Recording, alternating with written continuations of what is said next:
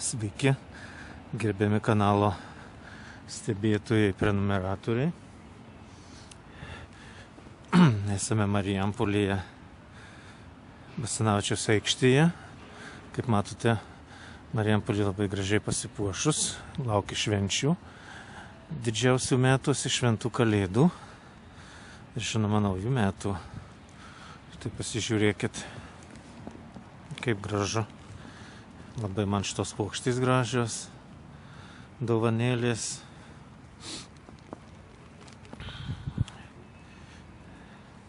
Brašių metu snaigena pas mus.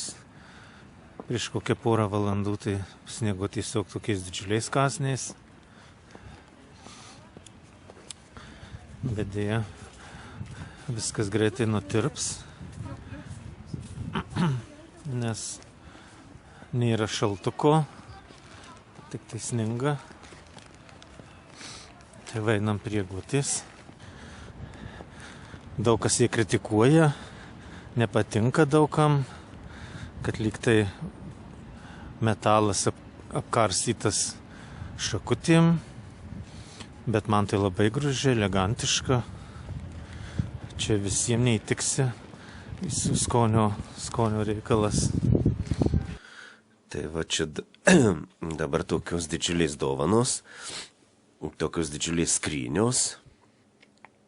Teko įgarsyti namuose, truputį suprikimęs, nes biskį peršalau, o įgarsyti namuose reikėjo dėl to, kad garsiai grojo muzika, kurių YouTube nepraleidžia.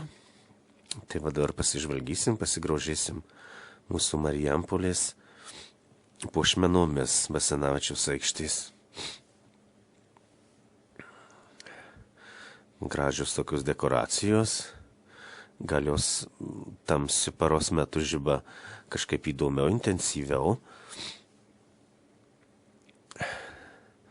Čia matot va tokia arka skirta fotosesijoms. Ir aplinkui eglutė išdėstytos va tokios dovanos. Pati eglutė lyg tai ištryškus iš dovanų skrynios. Matot, atidengta. Ir eglutė tiesiog kaip stebuklas iššokus iš tokios kalėdinės dovanų skrynios. Tai labai graži idėja, labai originaliai, gražiai sugalvota. Čia filmavau dar anksčiau, kai Marijampolę dengė toks lengvas sniegutis. O šiandieną jau kai garsino gruodžio 18 dieną, tai Marijampolėje visiškas toks arba ankstyvas pavasaris, arba toks ruduo. Nei šiaip, nei taip ir lijo.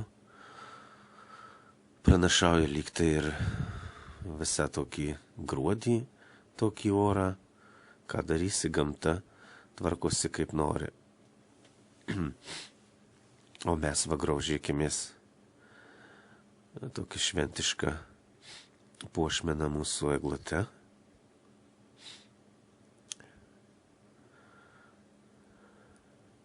Nebuvau eglutės įžiebimo šventėje.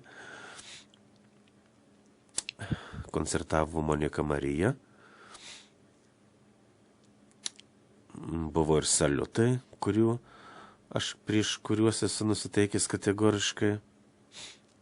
Saliutai tai yra ir ne tik gamtos teršimas, bet ir nereikalingas lėšų švaistymas. Užtenka koncertų užteko, savo eglutė įžiebta, kam ten tų saliutų.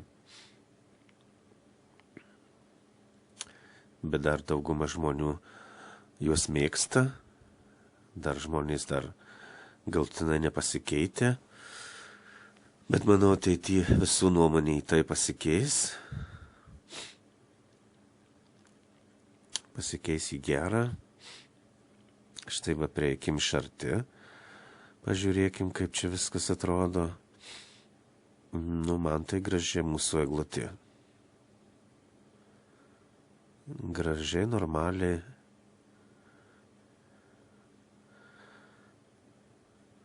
taip skoningai, stilingai. Taip, pamėlėjai.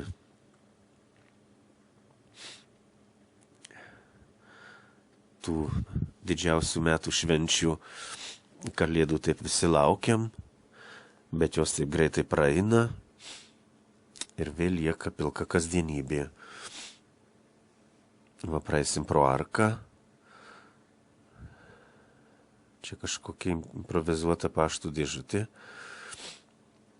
Štai va, praėjom, dar apsisuksim, apžvelgsim viską ratu. Nu, iš tikrųjų, taip maloniai nuteikia. Man gražu ir ką čia be pridursi, aš manau, kad daugeliu patinka. Yra niurzglių įvairiausių, kad nepatinka, tai tas, tai anas. Aišku, prie čia to aikštį matote eglučių nemažai ir didelių eglių. Buvo galima papuošti natūraliai augančią eglę didelę. Šioje aikštėje, aplink šią aikštę ir būt nereikėjo tempti tos eglės, pjauti tikros ir tempti, dirbti.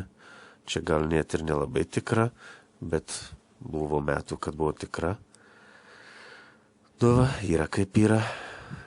Tik lieka džiaugtis, būt linksmiems, gerai nusiteikusiems ir laukti šventų kalėdų ir po to naujų metų.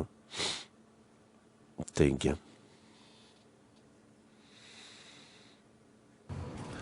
Prakartėlė dar tuščia, kadangi dar yra laukimas stebuklo. Dar simboliškai dar Jėzus negimė. Tai prakartėlė dar tuščia. Visi laukia stebuklo.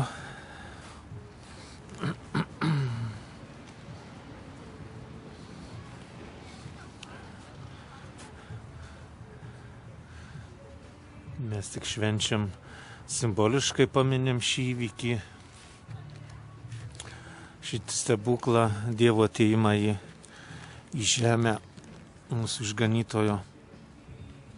O jis jau yra prisikėlęs, atgimęs ir jisai gyvas ir jisai esa visur, visame, kame ir mumyse, kiekviename iš mūsų Dievas yra.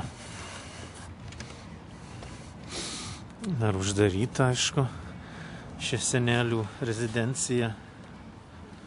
Čia bus senelio rezidencija, tai sostas. Parodysiu, kaip iš priekio tas sostas atrodo.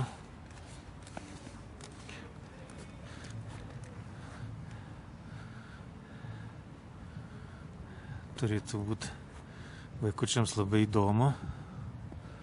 Tai va, mielieji, parodau jums šventišką Marijampolę. Mes pasipuošę ir laukiam šventų kalėdų.